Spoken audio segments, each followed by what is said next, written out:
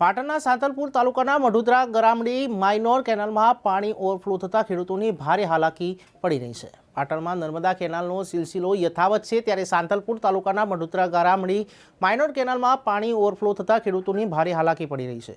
Canal overflow થતાં હજારો લીટરનો પાણીનો વેડફાટ જોવા મળ્યો છે। ત્યારે મઢુદરા ગામના મુખ્ય માર્ગ ઉપર પાણી રેલાયું છે અને માર્ગ પરથી પસાર થતા ગ્રામજનોની ભારે હાલાકીનો સામનો કરવો પડી રહ્યો છે। સાંતલપુરના મઢુદરા ગામના મુખ્ય માર્ગ પર પાણી રેલાયું છે, ત્યારે પાટણ જિલ્લાના સાંતલપુર તાલુકાના મઢુદરા ગામનો મુખ્ય માર્ગ નર્મદા કેનાલનું પાણી હજારોનો લીટરનું પાણી વેડફાઈ જતા ગ્રામજનોની ભારે હાલાકી પડી રહી છે।